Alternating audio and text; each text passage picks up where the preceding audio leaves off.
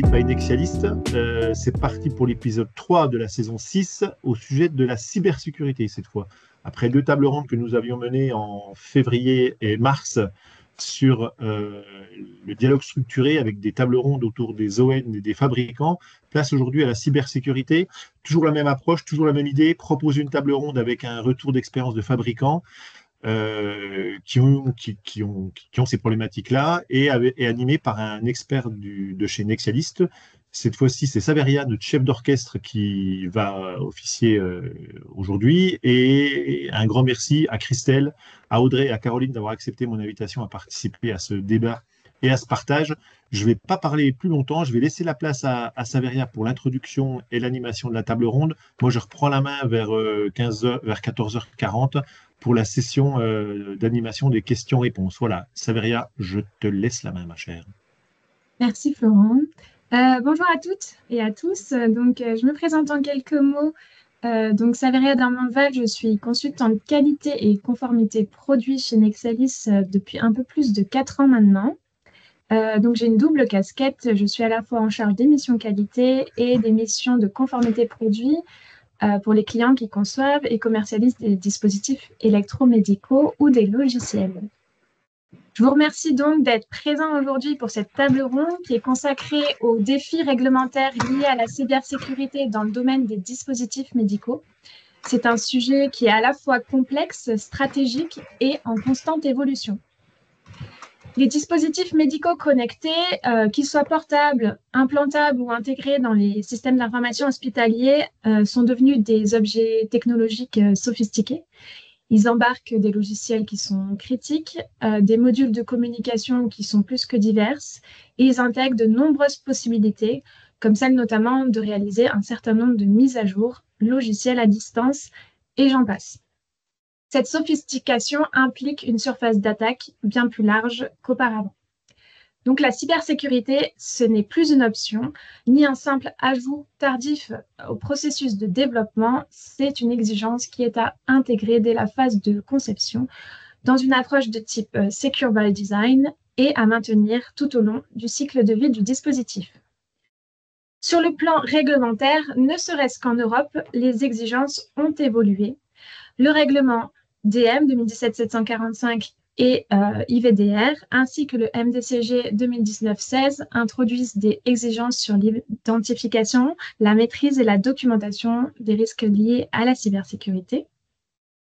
L'application de normes comme l'IEC 80001-5-1 ou encore l'ISO 27001 permettent de poser des bases d'une démarche de gestion des risques cyber-intégrés au sein des systèmes de management de la qualité et des dossiers de conception des produits. Enfin, la directive NIS 2, avec ses obligations de sécurité applicables à certaines entités, touche un certain nombre d'acteurs du secteur des dispositifs médicaux. La mise en œuvre opérationnelle de ces textes reste un véritable défi pour nombre de fabricants, et en particulier les PME, et ces défis sont concrets. Pour n'en citer que quelques-uns, il nécessite de maintenir la conformité dans un contexte d'évolution continue des menaces, de documenter efficacement des processus de gestion des vulnérabilités et assurer une surveillance post-commercialisation accrue, et de coordonner les exigences cybersécurité avec d'autres exigences qualité réglementaires, notamment celles liées à la gestion des risques avec l'ISO 14971, au développement et à la maintenance logicielle avec la 62304, ou encore, si applicable, celles liées à l'utilisation de données à caractère personnel. Notre objectif aujourd'hui avec ce webinaire, c'est d'apporter un éclairage et croisé à la fois réglementaire et technique sur ces enjeux à travers différentes questions qui seront posées à nos intervenantes. J'en profite donc pour les remercier toutes les trois chaleureusement car elles ont accepté de participer avec vraiment beaucoup d'enthousiasme à cette table ronde et elles vont pouvoir nous partager leur retour d'expérience, leur expertise ainsi que les points de vigilance à avoir sur le sujet. Ensuite, Vincent Casteras donnera des pistes de réflexion et des perspectives suite à ces échanges. Et nous terminerons par une phase de questions-réponses animée par notre Florent Guyon national. Je vais laisser donc Christelle, Audrey et Caroline se présenter à tour de rôle et présenter leurs entreprises. Commence avec toi, Christelle. Oui, donc bonjour à tous. Je suis Christelle Réco, je suis directrice CARA chez Incepto Médical. Alors, Incepto Médical, on se définit comme un orchestrateur de solutions d'intelligence artificielle dans l'imagerie médicale. Alors, qu'est-ce que ça veut dire? Nous avons une plateforme d'application d'IA, certaines qui sont développées par Incepto et d'autres qui proviennent d'autres partenaires et qui font de l'aide au diagnostic pour différentes pathologies. Donc, nos clients sont que des sites cliniques publics ou privés et nos utilisateurs sont tous des médecins et principalement des radiologues. Donc, si on prend un exemple concret, par exemple avec le cancer du sein, ça veut dire qu'au préalable, on va installer une gateway qui va être un composant intermédiaire entre l'hôpital et notre plateforme d'intelligence artificielle. Donc, c'est une installation dans le cloud, où nous n'avons pas d'hardware. Donc, cette gateway va pouvoir récupérer les images de mammographie, elle va désidentifier les données, elle va les transmettre à la plateforme qui va faire tourner le bon algorithme d'IA. Ensuite, la gateway va récupérer les résultats d'IA, elle va réidentifier les données et du coup, le radiologue va pouvoir récupérer à la fois les images, mais aussi un rapport qui va lui indiquer où sont les lésions cancéreuses, par exemple, s'il y en a. Donc, c'est vraiment de l'aide au diagnostic pour le radiologue. Et on a aussi un outil qui va aider à faire du reporting, c'est-à-dire qu'il va pouvoir également récupérer les résultats de l'IA. Le radiologue va dicter des informations supplémentaires concernant le patient, les examens, la clinique, etc. Et ça va formater directement l'ensemble des résultats dans un compte rendu, ce qui va faire gagner un temps précieux au médecin.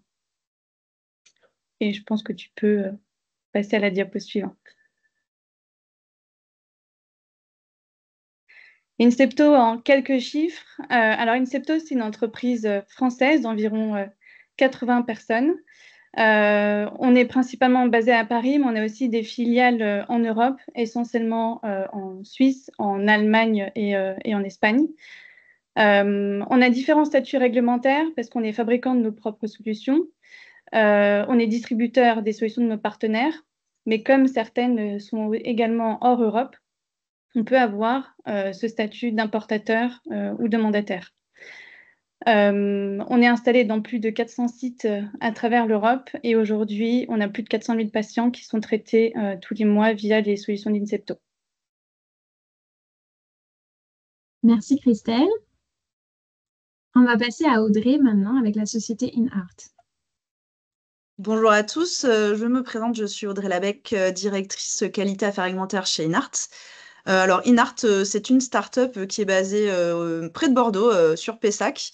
On a un fort background de recherche académique, en fait, parce qu'on est une spin-off de l'IHU Lyrique, qui est un haut siège de l'innovation cardiaque en France et même dans le monde. On a environ une trentaine d'employés sur la filiale, on va dire, sur le groupe français. Mais également, on a une filiale américaine, InArt Inc., qui est basée à Cambridge et qui nous sert de US Agent également, car on est présent sur le marché américain depuis 2021, donc avec des 510K. InArt, qu'est-ce que propose InArt? C'est une solution cloud-based qui, à partir de scans ou d'IRM du cœur, va en fait fournir à nos clients, qui sont des professionnels médicaux, cardiologues, radiologues ou techniciens d'application. Donc, on va leur fournir en fait un jumeau numérique du cœur, un modèle 3D, si on peut l'appeler plus communément, modèle 3D du cœur qui va aider en fait à planifier une procédure qui s'appelle la procédure d'ablation cardiaque afin de traiter l'arythmie cardiaque chez des patients. Je vous ai spécifié les zones commerciales où on est actuellement disponible, donc en Europe, bien évidemment, avec un marquage CE MDR depuis mai 2023, en Suisse, en Grande-Bretagne également, aux États-Unis depuis 2021 et également en Australie. Si tu peux passer à la slide d'après, s'il te plaît, Saveria. Je vais en dire un petit peu plus sur le service. C'est important par rapport à nos problématiques sur la cybersécurité. Donc, en fait, InArt on ne propose pas à nos clients les logiciels, on propose un service, comme je l'ai déjà dit, à partir de scans et d'IRM qui sont pseudonymisés à l'hôpital. On va en fait, à partir d'une plateforme d'échange, communiquer avec nos clients pour leur apporter ce service qui est le modèle 3D du cœur de leurs patients. Et donc, en fait, le service, il est cloud-based avec un logiciel d'intelligence artificielle qui va faire du pré-processing d'images, donc segmenter déjà certaines structures anatomiques pour faciliter le travail. Un logiciel en interne utilisé par une équipe de manip radio pour finaliser la segmentation du cœur et mettre à disposition à travers la plateforme ce modèle 3D du cœur du patient afin qu'il soit visualisé dans un dernier logiciel qui s'appelle Explorer et qui permet en fait une visualisation et une planification de l'opération. Et la particularité d'Inart, c'est que également les outputs de ce modèle 3D peuvent se stocker sur une clé USB, tout transfert, tout moyen d'échange, afin d'être importés dans les systèmes de navigation qui sont couplés au cathéter d'ablation, ce qui permet en fait en temps réel un repérage par le praticien de son cathéter dans le modèle 3D fourni par Inart. Voilà. Merci Audrey. On va passer à Caroline avec la société Implicity. Merci Saveria. Donc Implicity, c'est une société fondée en 2016 par un cardiologue rythmologue, Arnaud Rosier, qui, à la suite de ces problématiques, a décidé d'ouvrir sa propre société. Aujourd'hui, on compte un peu plus de même 100 employés. 80% sont situés en France. Nos bureaux sont situés à Paris, mais on a aussi des gens qui sont en itinérance dans toute la France. On a une partie de l'équipe qui est aussi située aux États-Unis et aussi quelques membres d'équipe en Allemagne, où on a quand même pas mal de marchés aussi. Au niveau de nos certifications, donc on est 13445, 27001, HDS. On a aussi, on est en train justement de faire le passage de la directive au règlement, toujours en cours chez nous, mais de 510K qu'on a depuis le dernier datant de 2023. On travaille notamment dans le pôle réglementaire et légal sur tous les aspects gestion de la donnée, gestion de la sécurité avec une équipe sécurité dédiée, que ce soit sur tous les territoires sur lesquels on souhaite s'implémenter. Donc aujourd'hui, nos produits sont principalement vendus en Europe, plus précisément en France, mais également donc en Allemagne, en Italie, un petit peu au UK, mais aussi en Belgique. Et après, pour le reste du monde, on vend principalement aux États-Unis et on s'attaque gentiment au marché australien là, actuellement. Si tu peux passer à la slide suivante, je vais présenter un peu plus le produit. Donc, le produit de base d'Implicity, c'était de permettre aux professionnels de santé, donc cardiologues, rythmologues, d'avoir toutes les données de leurs patients sur une seule plateforme. Parce que les patients des rythmologues sont en fait des patients qui sont porteurs de prothèses cardiaques implantables. Aujourd'hui, il y a 5 grandes marques, 5 principaux fabricants de prothèses cardiaques implantables. Et donc, chacun avait donc son hardware et a développé sa solution software dans le cloud pour que les professionnels de santé puissent suivre leurs patients de manière régulière, sans avoir à les revoir, à leur demander de se déplacer dans les hôpitaux, etc. Sauf que du coup, pour les médecins, à chaque fois, c'était un patient différent, potentiellement une plateforme différente, sachant que l'affichage, il était aussi pas du tout homogénéisé. Donc, par exemple, pour certains fabricants, quand vous arriviez sur la plateforme, vous aviez directement les patients que vous avez besoin de voir rapidement, entre guillemets, versus sur d'autres plateformes, c'était plus votre liste de patients. Et à ce moment-là, en fonction des consultes que vous avez dans la journée, vous pouvez aussi voir vos patients de cette façon-là. Nous, on a décidé d'avoir une seule plateforme, donc un login, un mot de passe, ce qui simplifiait pour les 5 principaux fabricants et d'afficher toutes les données de manière uniforme. C'est-à-dire qu'ils voient la liste de leurs patients avec en priorité les patients à traiter rapidement, entre guillemets. Sachant que la télésurveillance des patients porteurs de prothèses cardiaques n'est pas du tout considérée comme un système d'urgence. Donc ça, c'était le premier produit qu'on a commencé à commercialiser en 2018, donc qui est considéré comme un logiciel de santé non dispositif médical, puisqu'il fait juste récupérer de la donnée et l'afficher finalement, sans apporter d'informations supplémentaires pour les patients. C'est un un logiciel de santé facile d'utilisation parce qu'en fait, il n'y a aucun besoin d'installation ou autre. C'est vraiment, on a accès aux plateformes des fabricants, on récupère la donnée et on envoie des logins mots de passe à nos utilisateurs et derrière, ils peuvent se connecter facilement. Suite à ça, nous, on a décidé de développer nos propres modules dispositifs médicaux dans un premier temps, et notamment certains incluant de l'intelligence artificielle, parce qu'avec la quantité de données qu'on avait, avec le nombre de fabricants aussi qu'on avait à notre disposition, on a pu remarquer vraiment des pathologies qui se répétaient et des schémas qui se répétaient, et donc du coup de pouvoir proposer à nos utilisateurs d'avoir des informations supplémentaires. Et c'est là où on a commencé à développer des modules d'intelligence artificielle, notamment pour certains, qui sont en fait des modules d'aide au diagnostic. Et par-dessus ça, du coup, on a rajouté certains dispositifs externes qui, du coup, permettent de recueillir d'autres types de données.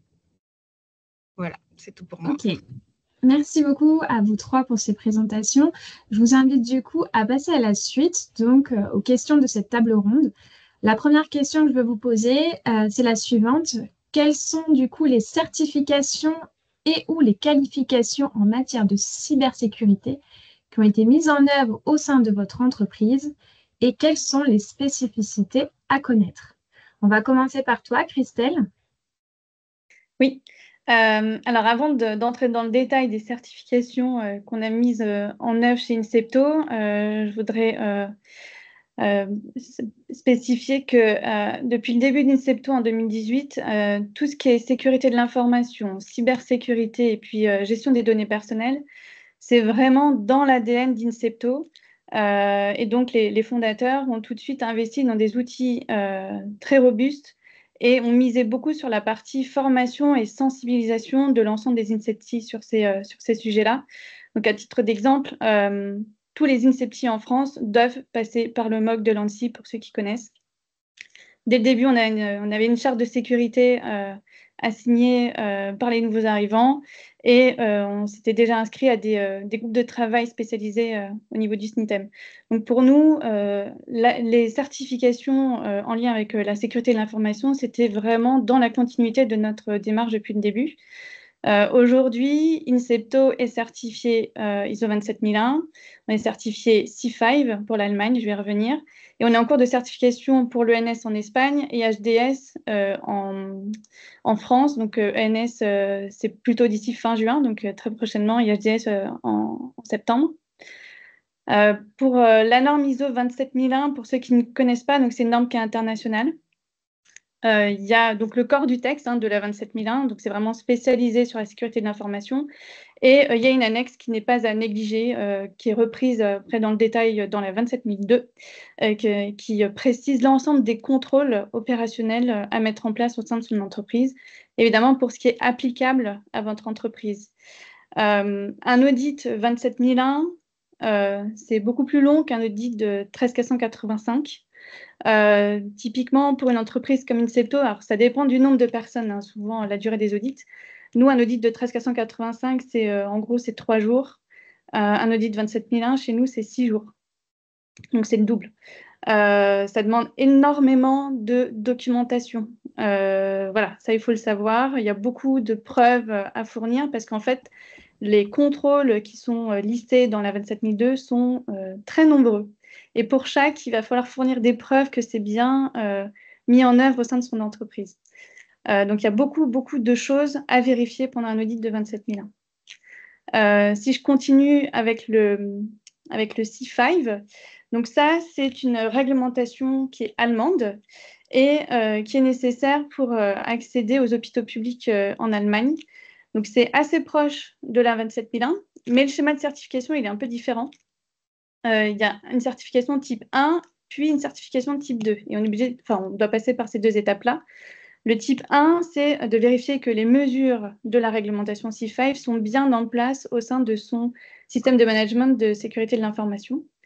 Et l'audit, c'est à peu près une dizaine de jours. Et ensuite, il y a le type 2. Donc là, les auditeurs vont aller vérifier que les mesures sont bien appliquées. Et là, l'audit, il dure entre 2 et 3 mois. Voilà, c'est des audits qui sont vraiment sur la durée. Ce n'est pas comme un audit de 13485 ou de 27001. Alors, il y a des matrices de corrélation qui existent entre 27001 et C5. Et puis, en ce moment, la situation, elle évolue un petit peu en Allemagne. Ils ont fait récemment une ordonnance qui dirait que la certification 27001 plus une gap analysis avec un plan d'action serait suffisante en Allemagne. Mais il y a encore des sites publics qui demandent d'avoir vraiment cette certification C5 pour pouvoir accéder aux appels d'offres. Pour la réglementation ENS en Espagne, donc c'est en gros à nouveau l'équivalent de la 27001, mais toujours écrite de manière différemment. Donc elle est obligatoire pour accéder aux appels d'offres publics, des hôpitaux publics en Espagne. Alors, cette réglementation, elle définit 3 niveaux de criticité. Donc, il y a le premier niveau, le low level, c'est de l'auto-certification, c'est un peu comme les classes 1 du MDR. Puis, il y a les niveaux médium et high, qui là nécessitent une certification par un organisme externe. Et donc, une entreprise comme Incepto, on a un level high. Voilà, on a le niveau le plus haut. Comment elle est structurée, cette réglementation ENS?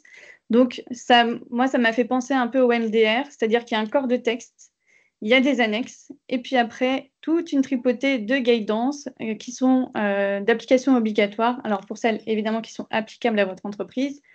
La spécificité de ENS, c'est qu'elle demande parfois un formalisme bien spécifique pour un certain nombre de documents à fournir. Et donc ça, vous trouverez les informations dans les guidances et pas forcément dans le corps du texte. C'est pour ça que c'est très, très important d'aller regarder les guidances applicables.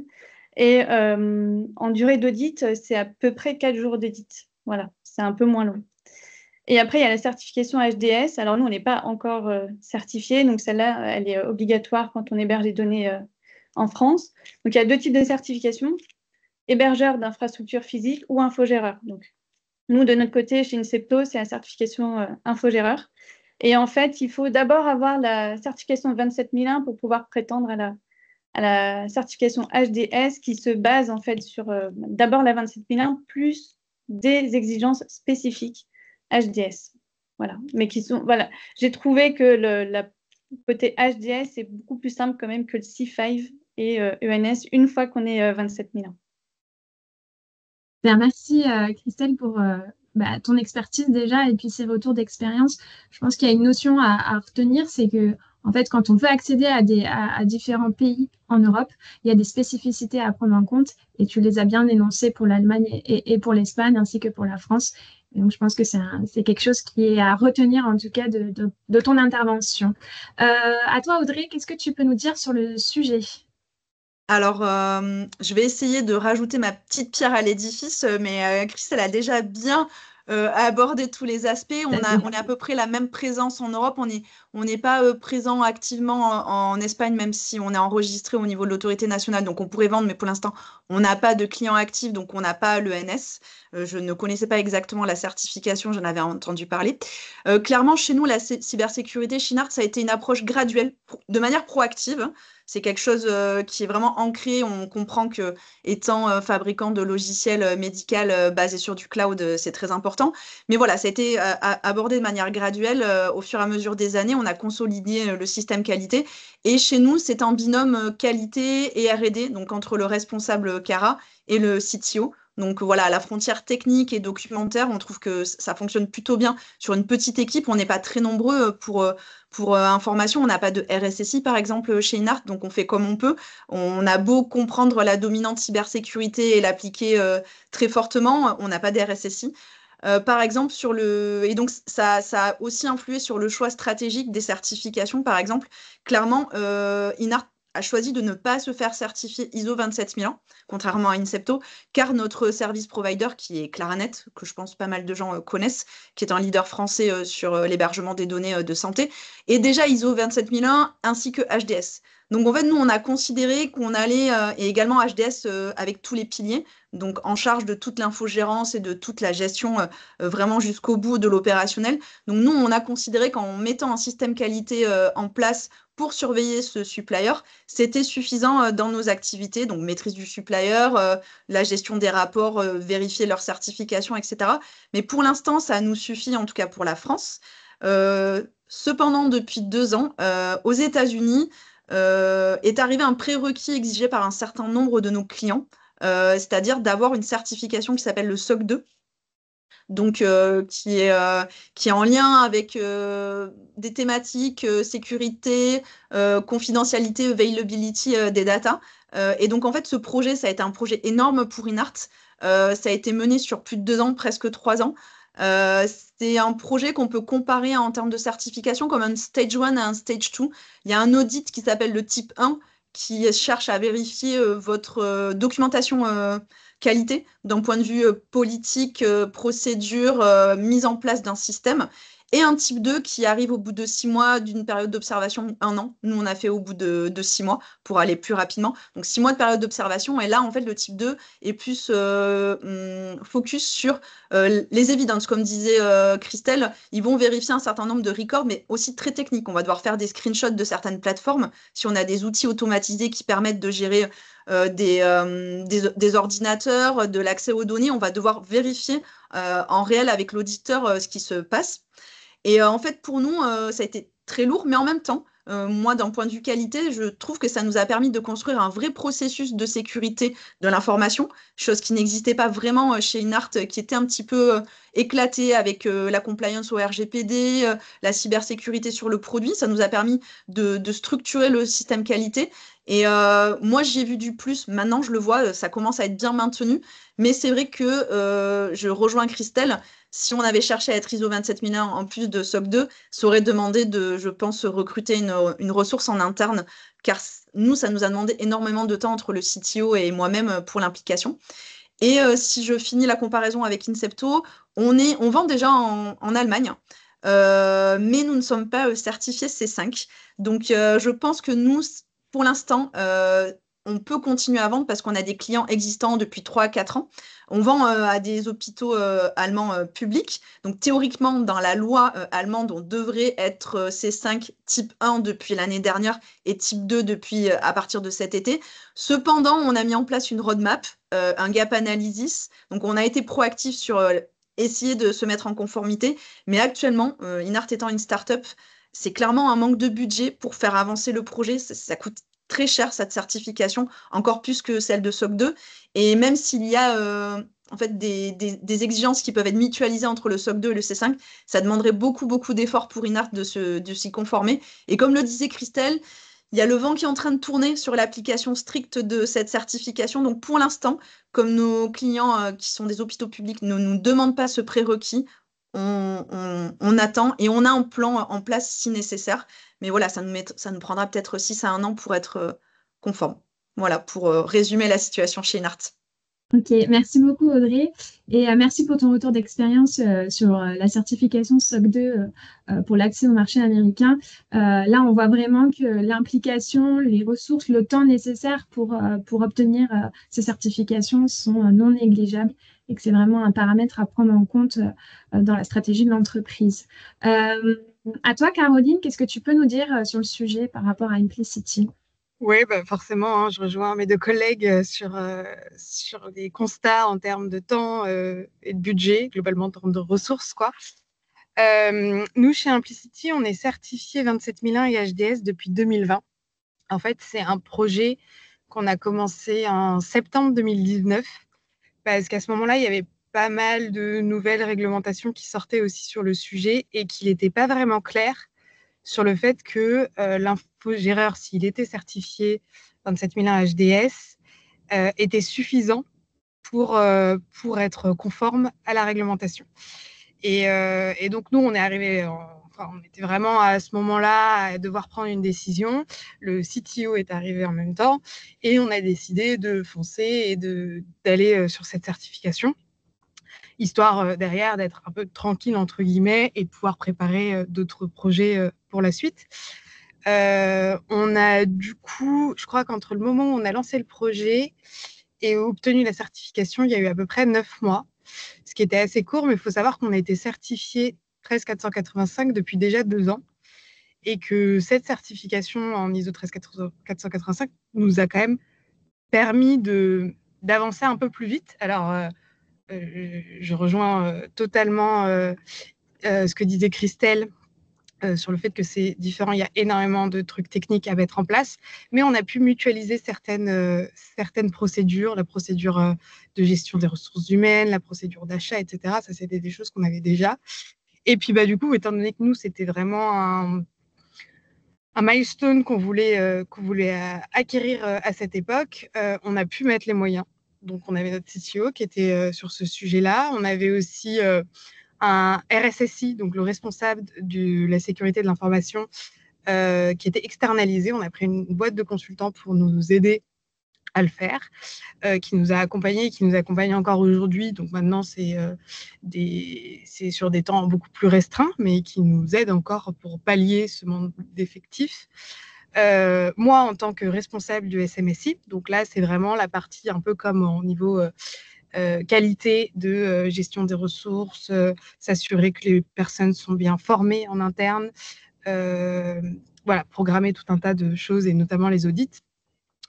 Donc, c'est vrai que c'est un projet assez long qui, quand on est déjà à 13485, et je ne vais pas dire n'est pas différent parce que c'est complètement différent, c'est vrai, mais en tout cas, c'est le même esprit de système de management, pour le coup, sécurité de l'information, mais d'un côté qualité, d'un côté sécurité de l'information. Donc, vraiment, on est quand même, on n'est pas perdu. Par contre, effectivement, il y a beaucoup de mesures techniques à mettre en place. Et nous, je sais qu'on a un DevOps en interne qui passe quand même pas mal de temps à gérer, faire en sorte d'appliquer des mesures de sécurité, mettre à jour toutes nos licences, etc., pour être sûr qu'on est vraiment qu'on est au maximum de la réduction du risque, comme pour les dispositifs médicaux.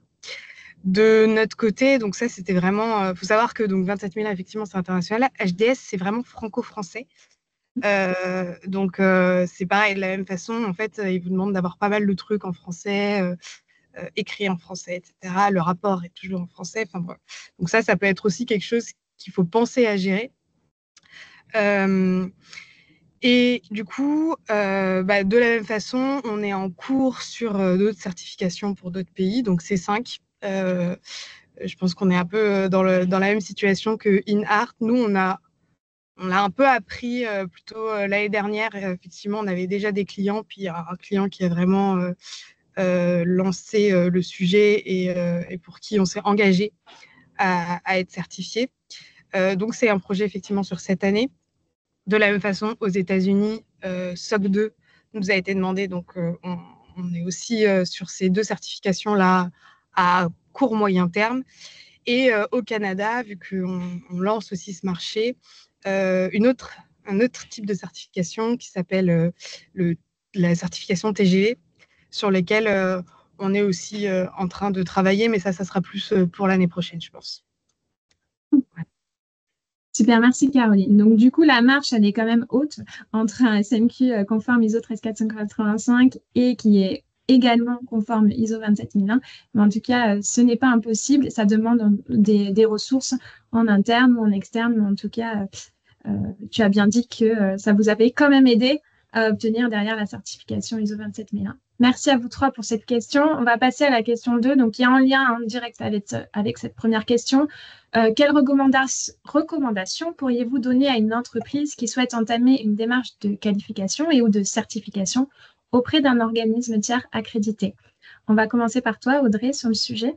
Alors, moi, je vais juste vous demander les accélérer, puisqu'il est déjà 35 et comme on n'a plus que 25 minutes et qu'on aimerait pouvoir donner la parole, si vous pouviez être synthétique et voilà, même si c'est passionnant ce que vous dites, mais il faut aller vite. Merci. Ça Merci, le Florent. sera, Florent, pas de souci. De toute manière, là, je pense il y a quand même plus de personnes qualité, je pense, qui assistent à ce webinaire, mais je vais parler pour généraliser pour tout le monde. Mais là, c'est des recommandations plus globales en termes de gestion de projet. Voilà, c'est être organisé, identifier un chef de projet ou un référent la certification.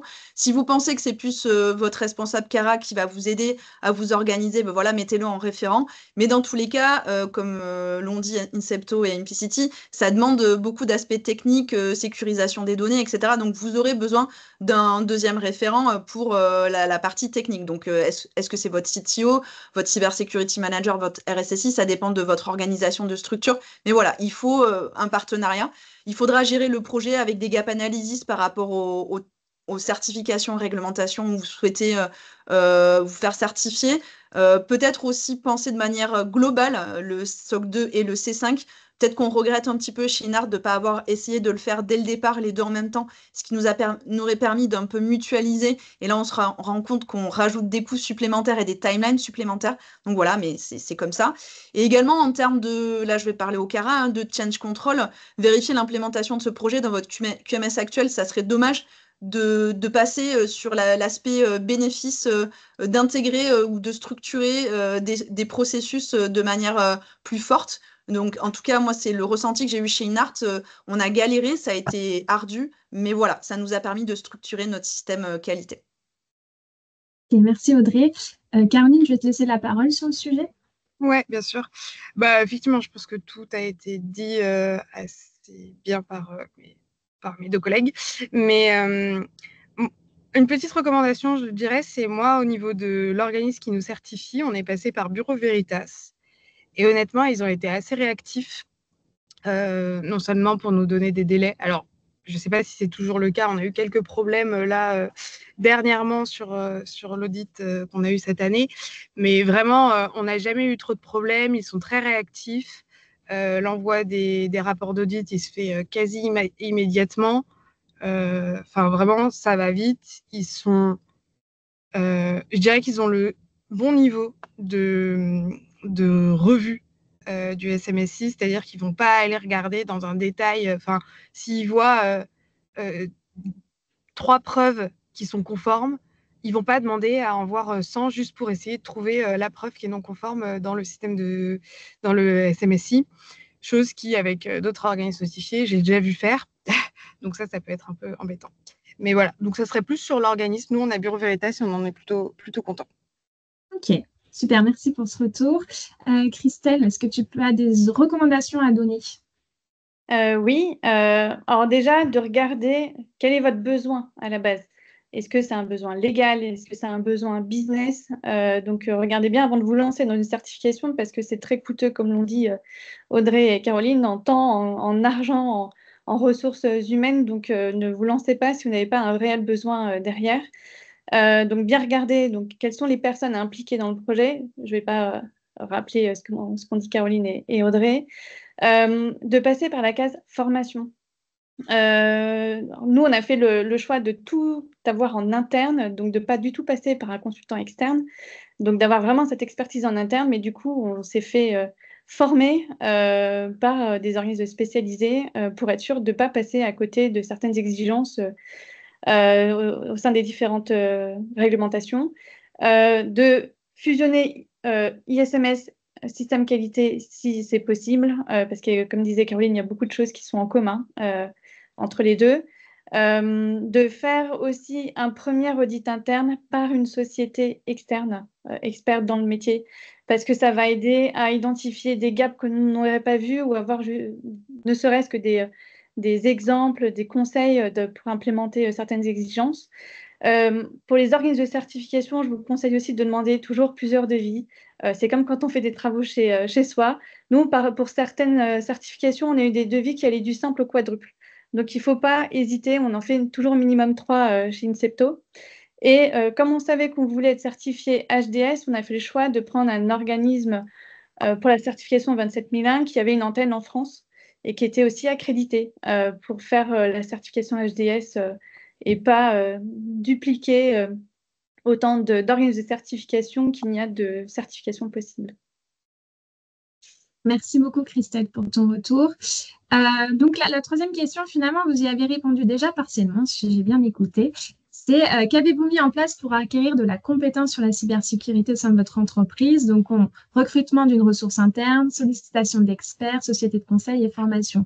Donc, Caroline, toi, tu avais dit, je crois que vous aviez du coup fait appel à des sociétés de conseil en externe et que vous Ouais, continuez. globalement, on a fait les trois en fait, hein. On a recruté des D'accord. gens, pas forcément sur le moment même, mais assez rapidement. On a sollicité des experts qui nous auront passage formés et qui continuent à nous suivre à raison, je crois, de 2 jours par mois, un truc comme ça, pour préparer des réunions type comité de pilotage, etc. Ok. Christelle, de votre côté, tu en as parlé aussi brièvement. Beaucoup de formations. Donc, nous, pas de consultants externes. Donc, on a tout misé sur la partie formation et donc devenir un peu des experts sur ces sujets-là. Alors, formation non seulement de l'équipe qui a géré le projet, donc qui était surtout Cara, CTO et le RSSI, mais aussi formation donc, des DPO, de l'ensemble de l'équipe IT et de nos auditeurs internes, parce qu'on a des auditeurs internes chez Incepto, qui sont donc des Incepti, pour que derrière, ils puissent au final faire eux aussi les audits internes selon ces différents référentiels.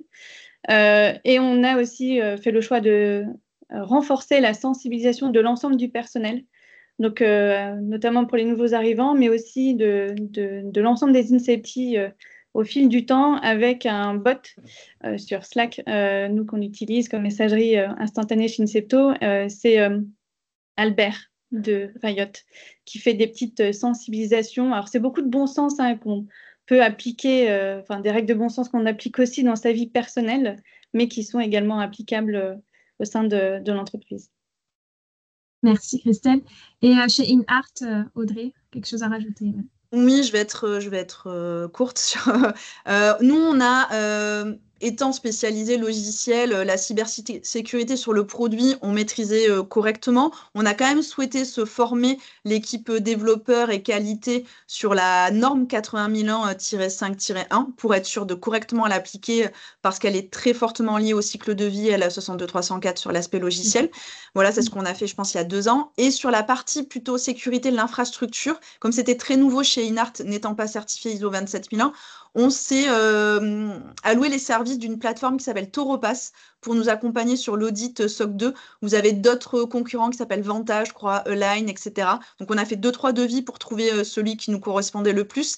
Et ça nous permet également de faire appel à leurs services en termes de conseils pour avoir construit la conformité à l'audit SOC 2. Donc, il y a des réunions très régulières avec l'équipe et ils nous fournissent également un auditeur indépendant. Et également, cette plateforme nous permet de faire des campagnes de sensibilisation à la cybersécurité. Ils ont un service d'e-learning pour l'onboarding, par exemple, de chaque employé qui doit en fait être sensibilisé à la cybersécurité. Voilà. Ok, merci beaucoup. On va devoir passer la question bonus. En tout cas, n'hésitez pas, chaque participant de ce webinaire, à contacter Audrey, Christelle et Caroline si vous souhaitez avoir des détails un petit peu sur des implémentations techniques ou toute autre question que vous pourriez avoir sur le sujet. Je vais du coup laisser la parole à Vincent pour une petite synthèse sur ses réflexions et perspectives sur le sujet. La synthèse pourrait durer plusieurs jours. Merci beaucoup, c'était super intéressant. Ça a soulevé plein de questions, enfin plein de choses où je pense qu'il faudrait qu'on remue un peu. Bon, ma première remarque, c'est que c'est un peu, il y a une expression dans le sud de la France qui dit c'est un sacré pastis quand il y a un mélange de beaucoup de choses, lié au fait que le pastis est un mélange de 65 substances, paraît-il.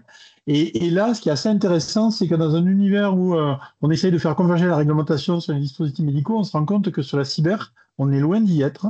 On est plus dans la divergence que dans la convergence au niveau des textes. Et quelque part, pour ceux qui nous écoutent, là, ceux qui se plaignent du MDR trop compliqué à mettre en œuvre, ou trop de choses, là, je pense que sur la cyber, on en prend 2 ou 3 couches. Merci beaucoup pour pour vos commentaires, enfin vos retours d'expérience. Moi, sinon, il y a 2 points sur lesquels je vais poser la question. La responsabilité. Vous n'avez pas du tout parlé des assurances et de la couverture assurantielle.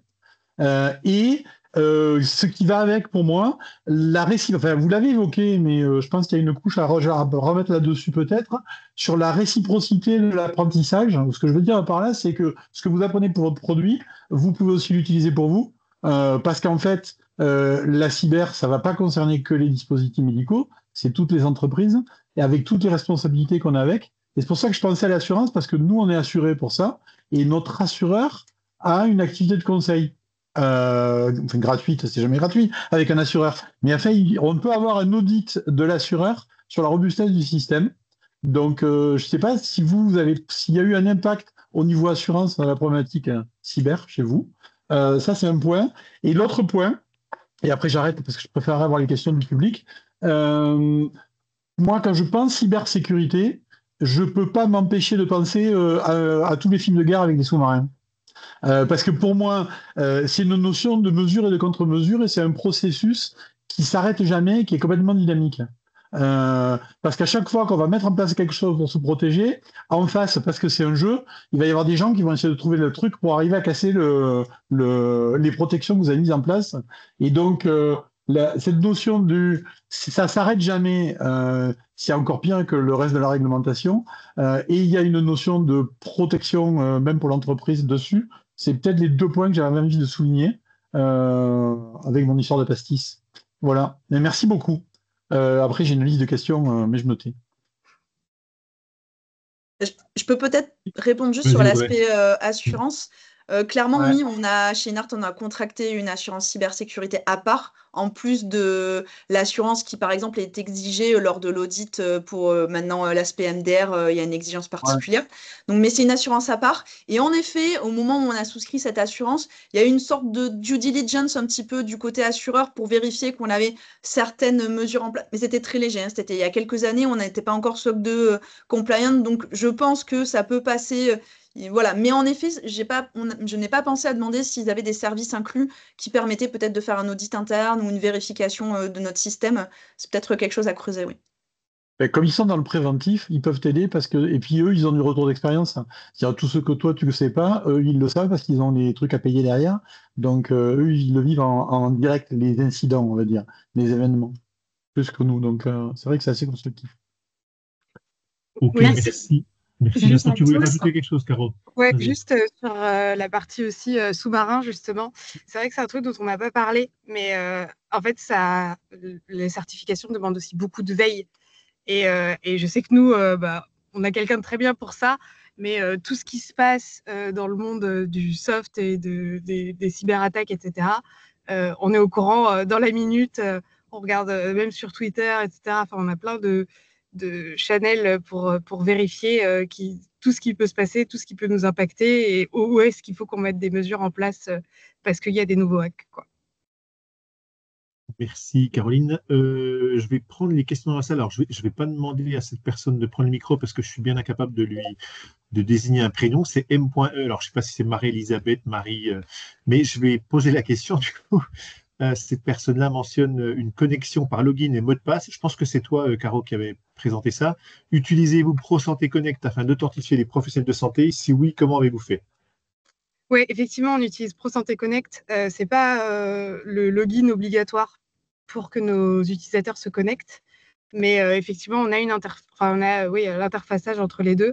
Sur le comment on a fait, ça c'est vraiment plus une question produit auquel je ne saurais pas répondre dans le détail, mais oui, c'est quelque chose qu'on a mis en place. Ok. Si je peux dire pour Inart, par exemple, pour donner une autre approche, nous, en fait, on a une plateforme centralisée d'accès pour les utilisateurs. Ça sera de la double authentification. On passe par un service provider qui s'appelle Inwebo Trust Builder, où on a un autre système technique qui s'appelle le SAML, voilà, où directement à partir de l'hôpital, ils vont pouvoir se loguer avec leur login propre à l'utilisateur hospitalier. Merci, Audrey. La personne là, qui a posé la question, n'hésitez pas, hein, je ne sais pas si vous êtes un garçon ou une fille, je ne sais pas, M.E. là. N'hésitez pas à rebondir et à prendre le micro si vous souhaitez continuer la discussion. Sinon, je vais demander à Sandra de prendre le micro et de poser sa question.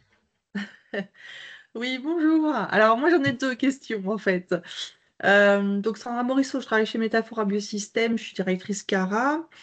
Donc, sur la norme internationale 27001, par rapport à ce que vous avez expliqué sur les différentes les différents règlements en Allemagne, en Espagne, mais en fait, ces pays-là ne reconnaissent absolument pas la norme 27001. Ils la reconnaissent, mais il y a des réglementations nationales. C'est comme nous, en France, on a 27001 plus HDS. D'accord, Bah, ok. C'est la surcouche, c'est leur surcouche à eux. ouais, c'est ça exactement. D'accord, ok, merci. Bon, je continue parce que j'avais une deuxième Allez-y, question. allez-y, Sandra. Si vous avez des cabinets à proposer pour un consultant RSSI, parce que alors, nous, chez Métaphora, on est 25 personnes, on est deux dans le département Cara, et c'est tout. Donc, on a voilà, un manager IT, mais on n'a pas de RSSI, on n'a pas de CTO, on n'a pas... Donc, voilà, c'était pour savoir si vous aviez des cabinets à faire de la publicité pour des bons consultants RSSI. Nous, chez Implicity, on utilise Fidens, Fidens. Et honnêtement, on n'a pas changé depuis qu'on est certifié. On est plutôt satisfait. D'accord, merci. Et je confirme, nous, Merci. on est passé par Fidens pour l'audit interne 27001 et très compétent. Super, merci beaucoup. Merci Sandra pour la question, merci Caro et Christelle. On va donner la parole à Stéphane qui a plusieurs questions également. Stéphane, je vous laisse prendre le micro. Stéphane Berger, j'espère que le micro marche. Vous m'entendez, Stéphane? Est-ce que vous m'entendez? Ah, je vous entends, on vous entend très bien. Allez-y. Ok, bonjour à tous. Nous, à Avicenna, on est concernés, donc on utilise notamment Incepto pour aller chez nos clients. Donc, on s'appuie sur les certifications de Incepto, notamment pour assurer tout ce qui est cyber, mais on a également quelques engagements en tant qu'application. Ma question, elle était au niveau du stockage des données, parce que vous parliez pratiquement tous de données pseudonymisées ou anonymisées. C'est ce que vous traitez comme information. Or, tous les certificats dont vous parlez, les C5, les ENS en Espagne, les HDS en France, c'est principalement destiné aux données patients. Donc, est-ce que c'est vraiment obligatoire ou à partir du moment où on anonymise les données, normalement, c'est juste pour rassurer les clients ou pouvoir avoir accès au tender? Alors, je peux répondre. Nous, de notre côté, on s'est également posé la question de la même manière. Honnêtement, on a fait intervenir des avocats pour vérifier si c'était indispensable d'avoir ces certifications.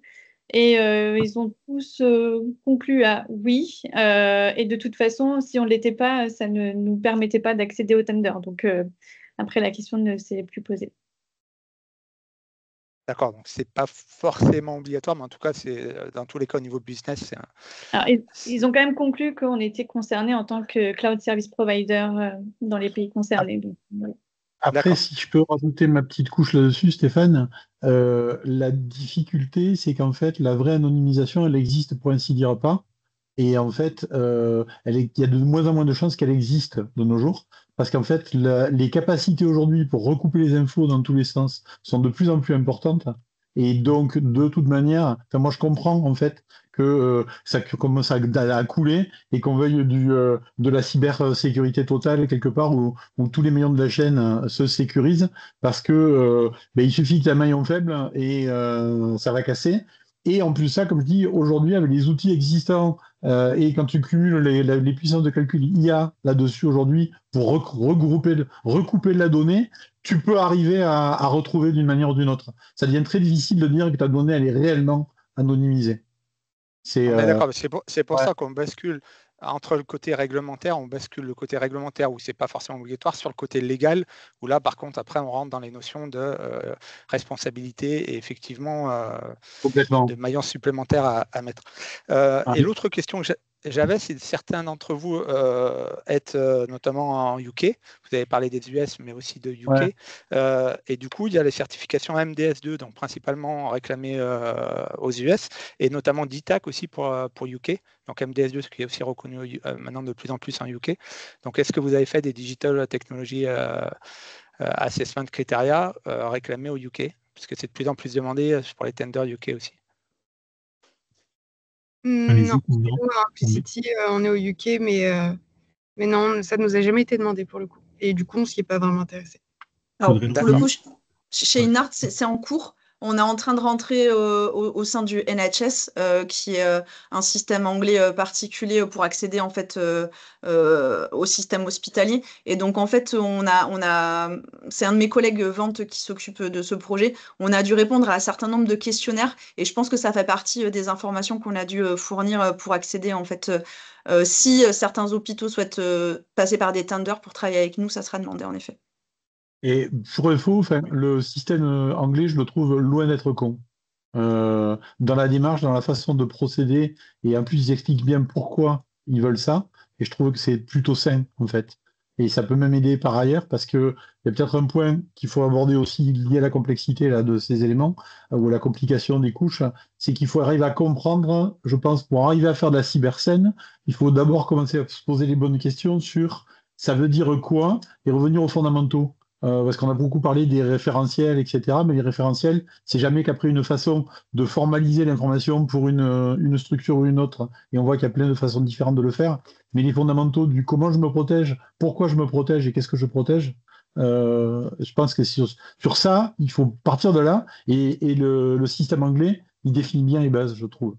Avis personnel. Merci Vincent. Je vais laisser la parole à Lamia. Je crois que tu voulais apporter un commentaire à la question de Stéphane, la première question, Lamia, c'est ça? Oui, c'est ça. Vous m'entendez bien? Ouais. Oui, c'était juste pour dire que si vous travaillez sur des images médicales, l'image médicale est considérée comme une donnée non anonymisable. C'est pas anonymisable. Pourquoi? Parce que si on compare deux scanners ou deux IRM, on peut retrouver la personne, bien qu'on n'ait pas son nom, son prénom ou sa date de naissance. C'est pour ça que ces images-là, quand on les héberge ou qu'on les traite, on est quand même on doit quand même mettre en place les normes et les réglementations liées à la cybersécurité, comme le HDS ou l'ISO ou le SOC 2. Voilà, c'est tout. Merci Lamia. Merci.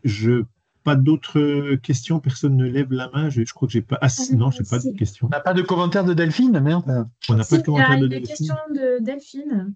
Ah, Delphine Lustier. Où est-ce qu'elles sont les questions? Ah, j'ai pas vu dans le Q&A. Vas-y, Delphine, si tu as des questions. Où est-ce que ça m'aurait paru bizarre que tu ne parles point? Vas-y, Delphine. Ah, elle est partie, Delphine. Tu ne nous entends pas, Delphine? Alors, elle posait la question, Delphine, à vous trois. C'est une bonne question. Avez-vous déjà vécu une cyberattaque? Ou faites-vous des simulations de cyberattaque? Cyberattaque, ouais. Ouais, Caro, t'en as eu, toi? Nous, on fait. Alors, en fait, on fait des pentests avec des hackers qu'on paye du coup. Enfin, des hackers, des cabinets spécialisés pour ça, qu'on paye pour essayer de casser nos barrières de sécurité. De la même façon, en fait, parce qu'il y a beaucoup de cyberattaques qui viennent pas forcément de l'application en tant que telle, mais des mails que vont recevoir les employés, etc. Enfin, globalement, la plupart des cyberattaques, c'est forcément une brèche humaine au début. On fait des campagnes aussi de phishing. Donc, on en a fait une l'année dernière qui a duré un temps défini pendant lequel on a envoyé 1 ou 2 mails à chaque personne. Et là, on est typiquement dedans où pendant, je crois, c'est même quelques mois, on va recevoir régulièrement des messages de LinkedIn, etc., avec des liens à cliquer, des colis de la poste non livrés, etc., avec des liens soi-disant à cliquer, et qu'on va devoir être attentif pour les reporter en tant que phishing, ou à minima, du moins ne pas cliquer sur les liens. Ok, parfait. Écoutez, il est 15h, on arrive au bout de ce débat, c'était passionnant. Merci beaucoup à Audrey, Caroline et Christelle. Merci à toi, Saveria, d'avoir apporté j'ai adoré la façon dont tu as animé la session. Donc bravo à toi, Saveria. Merci Vincent pour tes commentaires toujours bienvenus. Merci à tout le monde d'avoir participé à ce webinaire. Continuez à rester à l'écoute des acuités de Nexialist. On va continuer à vous proposer ce type de retour d'expérience. La prochaine fois, ça sera un échange avec des cabinets de conseil, voir comment le métier de conseil évolue dans le temps et voir comment aussi le métier du conseil évolue. On va essayer de faire ça avec 2 autres cabinets qui ont accepté de participer à cette table ronde. Et puis, n'oubliez pas qu'on a parlé des cabinets de conseil là, pour la sécurité informatique. C'est un fournisseur à part entière, hein, donc c'est un sous-traitant à maîtriser. Donc, qu'est-ce que vous attendez de ces cabinets-là? Donc, on va proposer une table ronde là-dessus, probablement fin juin, début juillet. Ça va dépendre en fait des disponibilités de chacun. Restez à l'écoute de Nexialist et puis on continue à faire du partage et à continuer à essayer de faire en sorte que les fabricants aillent le plus vite sur le marché visé. Merci beaucoup, bonne journée à tous et à très bientôt. Au revoir. Merci beaucoup. Merci. Au revoir. Merci Saveria, ciao. Petite question, Florent. Est-ce que le webinaire est dispo quelque part? Oui, le webinaire sera disponible, alors pas tout de suite, mais il sera disponible, j'ai oublié de le dire, oui, c'est une bonne question, il sera disponible sur le site YouTube de Nexialist. On a un site YouTube et il sera disponible sur le site YouTube, vous pouvez le revoir quand vous voulez. Voilà. Ok, et c'est là où on peut trouver tous les webinaires Exactement, Fatima Zahra. Ok. Tous les webinaires sont disponibles, voilà, tout ce qu'on a fait, ils sont disponibles sur le site YouTube de Nexialist. Super, merci beaucoup. Voilà, et bien merci Bonne journée. à vous, bonne journée à tous, au revoir. Merci beaucoup. Au revoir.